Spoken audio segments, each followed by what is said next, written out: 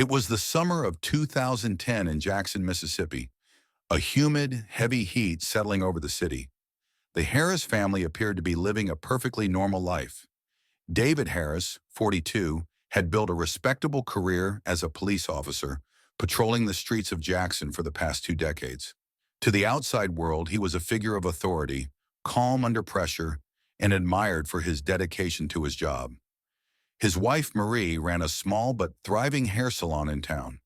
Known for her cheerful personality and hardworking nature, she had built strong relationships with her clients and was proud of the business she had created from the ground up. Together, they lived in a modest, well-kept home in a quiet suburb of Jackson, where everything seemed steady and predictable. Marie's daughter, Rachel, was 20 years old and focused on her nursing studies at a local university. Rachel was intelligent, driven, and full of ambition. She wanted to make a life for herself outside of Jackson one day, using her nursing degree to help others and perhaps move to a larger city. She lived at home to save money, balancing her studies with a part-time job at a local clinic. Despite her busy schedule, she and Marie had a close relationship, leaning on each other after the difficulties of Marie's previous divorce. Rachel had always respected David for his work as a police officer, but their relationship remained distant. He was the man her mother had married 3 years ago, but Rachel never felt entirely comfortable with him. David had always kept a professional distance from Rachel. He was firm, with an air of control that seemed fitting for someone in law enforcement. He wasn't particularly warm, but he wasn't hostile either, just someone who maintained a certain boundary. He played the role of stepfather dutifully, but never tried to intrude too much into Rachel's life. This dynamic worked for Rachel.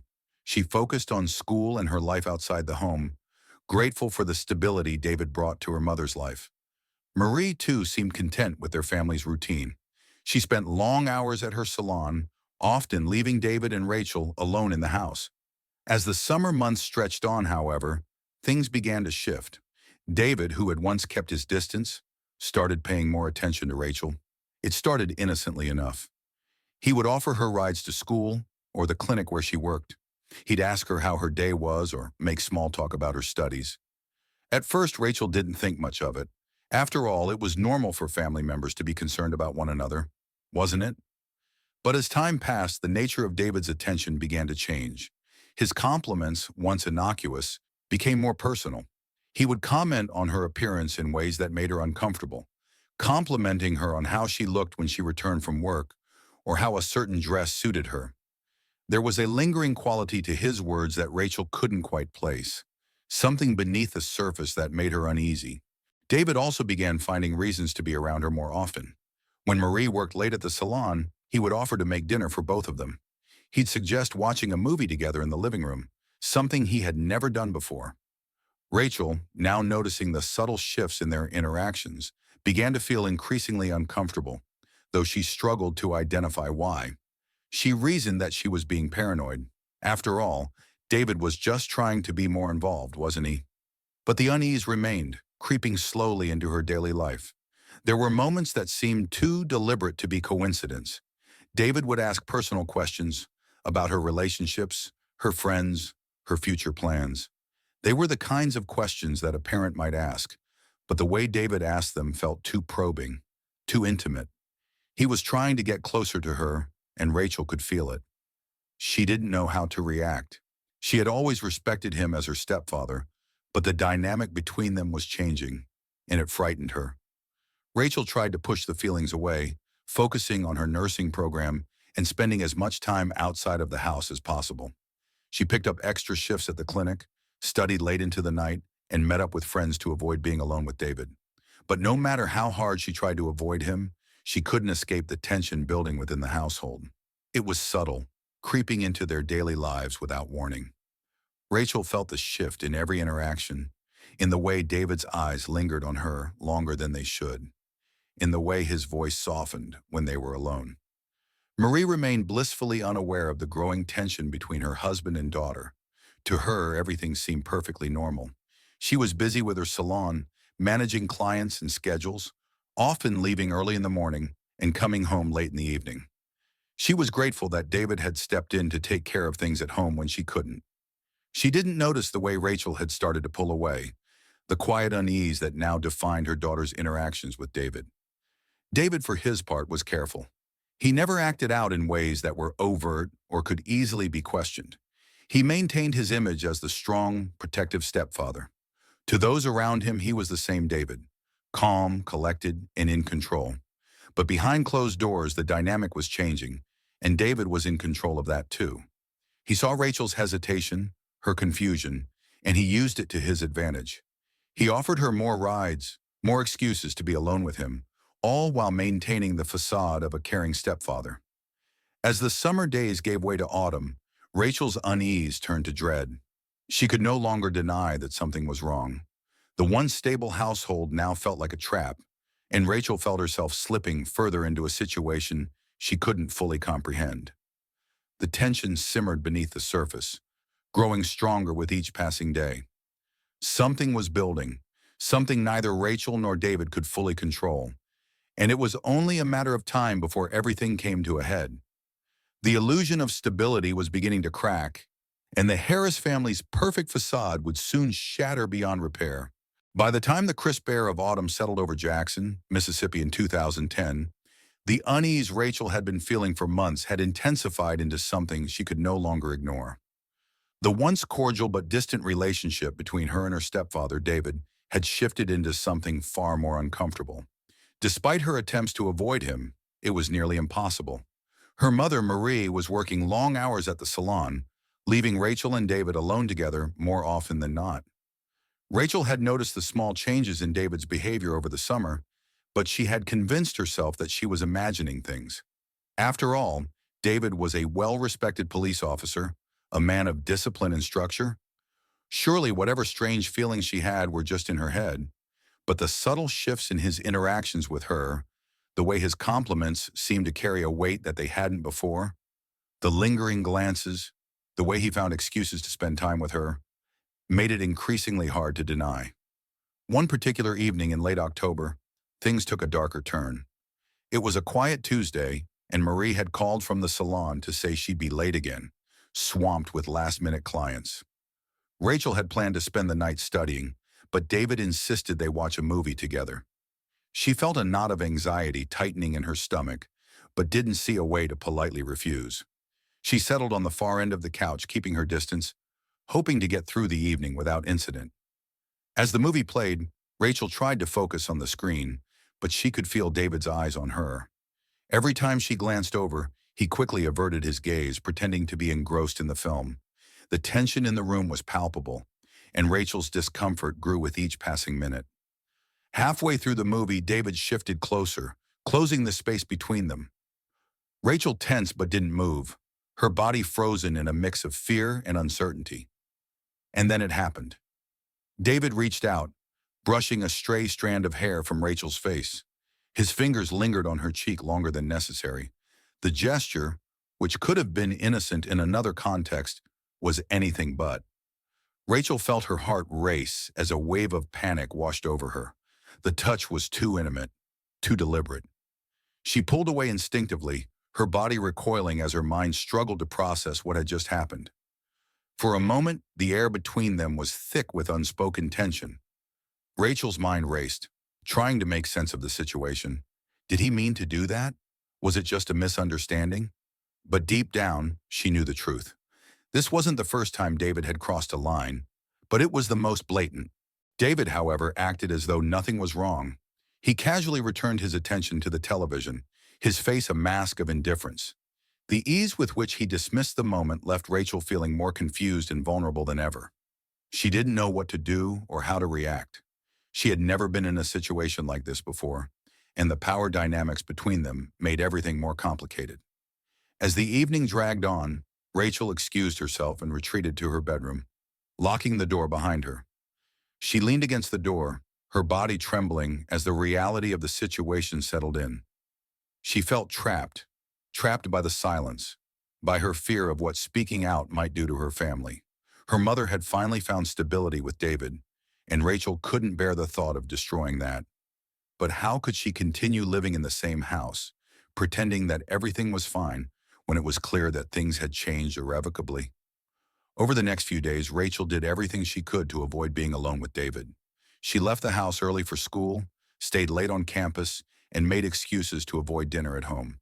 But no matter how hard she tried to distance herself, David seemed to find ways to insert himself into her life. He would send her texts, checking in on her under the guise of concern, offering to help her with her studies or pick her up from class. His messages were always polite, but Rachel could sense the underlying manipulation. He was testing her, seeing how far he could push without crossing an overt boundary. Rachel's mental state began to deteriorate. She became withdrawn, her usual bubbly demeanor replaced by a quiet, subdued version of herself. Her friends noticed the change, asking if everything was okay, but Rachel didn't know how to explain what was happening. How could she tell anyone that her stepfather, a man respected in the community, was making her feel unsafe in her own home?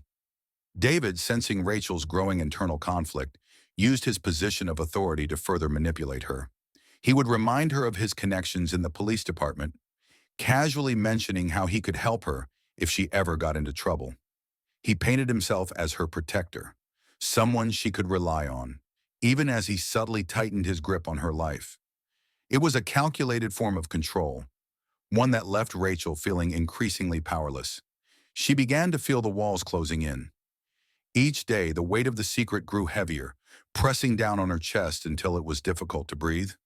She knew that if she confronted David, or worse, told her mother, the consequences would be devastating.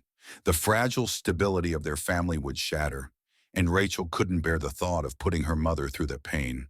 And so Rachel stayed silent, trapped in a web of manipulation and fear. David continued to blur the lines between stepfather and something far more insidious, while Rachel struggled to maintain a semblance of normalcy in a world that was slowly spiraling out of control. The boundary between them had been crossed, and there was no going back. The question now was how far David would go, and whether Rachel would find the strength to stop him before it was too late. As autumn deepened, the tension in the Harris household became unbearable. Rachel felt as though she was walking on a tightrope, each step more precarious than the last. And with every passing day, the line between her fear and David's control grew thinner, threatening to snap at any moment. As the weeks turned into months, the psychological manipulation David exerted over Rachel deepened. It was now late December 2010 in Jackson, Mississippi, and the oppressive tension inside the Harris household grew with each passing day. What had once been a simple family dynamic, a stepfather, a mother, and a daughter, had evolved into something dark and complex. Rachel, only 20 years old, found herself entangled in a web of emotional abuse and control that she couldn't fully comprehend or escape. David, 42 and a seasoned police officer, used his authority and calculated charm to isolate Rachel from the world. His manipulation wasn't sudden or aggressive, but gradual and insidious.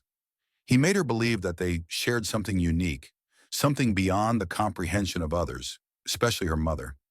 He convinced her that the lines between right and wrong, between love and betrayal, were blurred when it came to their relationship. Rachel was too confused and emotionally trapped to see the situation for what it truly was: abuse masked as affection. At first, David's advances had been subtle, compliments that became more personal, touches that lingered a moment too long. But as the weeks went on, those boundaries were crossed again and again. Rachel found herself falling deeper into a secret affair that both repulsed and entranced her. She felt conflicted, torn between the guilt that gnawed at her conscience and the psychological grip David had on her. The affair itself was shrouded in secrecy, taking place mostly in the house while Marie was working late at her salon. David would often orchestrate situations where he and Rachel were alone, whether it was under the guise of watching television together, discussing her college life, or simply being in the same room. He would slowly escalate the intimacy between them. Rachel, at first resistant, found herself slowly losing the will to fight back. David had convinced her that their connection was inevitable, that resisting it was futile. David's justifications for their relationship were complex and manipulative. He told Rachel that they were kindred spirits, that what they had was something rare and precious, something no one else could understand. He played on her emotions, preying on her vulnerability and naivety. He positioned himself as someone who could protect her, someone who understood her better than anyone else. Over time, Rachel began to internalize this narrative, even though a part of her knew it was wrong. Rachel's guilt weighed heavily on her. She felt trapped by the situation, unable to confide in anyone, not even her closest friends. She feared that if the truth came out, it would destroy her family, especially her mother. The weight of this secret caused Rachel to withdraw from her social life. She stopped attending college events, and her grades began to slip. Her professors noticed the decline in her academic performance, but Rachel, consumed by the emotional turmoil at home, couldn't bring herself to seek help. Marie, oblivious to the turmoil within her own home, remained focused on her work. She trusted David implicitly, believing him to be a steady presence in their lives. To her, David was a strong, dependable man who had taken on the role of stepfather without hesitation. Marie had no reason to suspect that anything was amiss. She noticed that Rachel seemed more withdrawn lately, but she assumed it was just the stress of college life. She believed that Rachel, like many young adults, was simply adjusting to the pressures of balancing studies and personal life. Meanwhile, David's control over Rachel grew. He began to monitor her movements more closely. He insisted on driving her to and from college under the pretense of protecting her, but Rachel knew it was another way for him to keep her close. He questioned her about her friends, her interactions with classmates, and her professors. He framed these inquiries as concern, but Rachel knew they were rooted in jealousy and possessiveness. David's manipulation extended beyond just their physical relationship. He used his position as a police officer to instill fear in Rachel. He would casually remind her of his connections within the community, his influence over the law, and how difficult it would be for her to expose their secret if she ever wanted to. Rachel, already emotionally fragile, began to feel as though there was no escape from David's grip. He had effectively cut her off from any source of support, isolating her emotionally and psychologically. As the holiday season approached, the tension in the house became unbearable. Rachel's once vibrant personality had dimmed, and she became a shadow of her former self. She avoided eye contact with her mother, feeling the weight of betrayal every time she looked at Marie. The guilt was consuming her, but she didn't know how to break free. Every time she considered telling someone, David's warnings echoed in her mind. The affair had transformed into a toxic and dangerous dynamic. Rachel was caught in a psychological prison, built by David's manipulations and her own internal conflict. She knew what they were doing was wrong, but she felt powerless to stop it. David had eroded her sense of self-worth, making her believe that no one would understand or believe her if she tried to expose the truth. In this toxic environment, Rachel's emotional isolation deepened. She no longer felt like herself. She withdrew from her studies, her friends, and her life outside the house. The once ambitious nursing student now felt like a prisoner in her own home, trapped by a secret that was tearing her apart. Each day brought new levels of control and manipulation from David, and Rachel felt as though she was losing her grip on reality. As the year drew to a close, the cracks in their fragile facade grew wider. The dangerous affair had poisoned not only Rachel's relationship with her mother, but also her sense of self. She knew the situation couldn't continue, but she didn't know how to stop it. The control David held over her was suffocating, and Rachel was left feeling completely alone. The affair, built on lies and manipulation, had reached a point of no return. Rachel's world was collapsing around her, and the consequences of their actions were about to catch up with them. The dangerous dynamic between David and Rachel had set the stage for a devastating unraveling, one that would change all of their lives forever. By late 2010, the Harris family's delicate balance was crumbling. Rachel was consumed by guilt and fear, her once vibrant personality replaced by anxiety, as the secret affair with David weighed heavily on her. Despite her attempts to distance herself, David's possessiveness only grew. He became controlling, showing up at her college and questioning her every move. Rachel felt suffocated, while David's behavior became increasingly aggressive and manipulative. Marie, preoccupied with running her salon, initially missed the warning signs. Rachel's withdrawal and mood swings seemed like typical stress from school, but Marie started noticing something was wrong. The tension between David and Rachel was undeniable. One evening, Marie overheard a disturbing conversation between the two, fueling her suspicions. Determined to find out the truth, Marie began paying closer attention. She noticed the fearful way Rachel reacted around David and the strange dynamic between them. The growing tension pushed Marie to investigate further, leading her to a shocking discovery: a crumpled, intimate note from David to Rachel, hidden among her daughter's belongings. The note confirmed Marie's worst fears. David had been involved with Rachel. Devastated, Marie immediately confronted Rachel, who confessed everything in a tearful admission. The affair had been going on for months, right under her nose. Betrayed and heartbroken, Marie lashed out at Rachel, calling her a traitor before storming out, leaving Rachel alone in guilt and shame. Later that night, David returned home, unaware of the confrontation. He found Marie packing her things, her face tear-streaked and filled with rage. When he demanded to know what was happening, Marie revealed she had found the note and knew about the affair. The argument that followed was explosive. Marie accused David of destroying their family, while David, defensive and angry, tried to deflect the blame. As the shouting escalated, Rachel returned home, walking straight into the confrontation. The tension was unbearable as David, cornered, began to unravel. His usual calm demeanor cracked, revealing desperation. In a moment of uncontrollable rage, David grabbed his police-issued gun and aimed it at Marie. Despite her pleas, David, overcome by fury, pulled the trigger, killing her instantly. The house fell into silence as Rachel stood in shock, watching her mother collapse. David, realizing the gravity of his actions, dropped the gun, horrified by what he had done. The once perfect facade of their family had been shattered, leaving nothing but devastation in its wake. In the aftermath of the murder, the Harris household became a crime scene. Rachel, paralyzed by shock, could only stare at her mother's lifeless body on the floor, blood pooling beneath her, the smell of gunpowder still lingering in the air. The silence in the house felt deafening after the gunshot had ripped through the air just moments ago.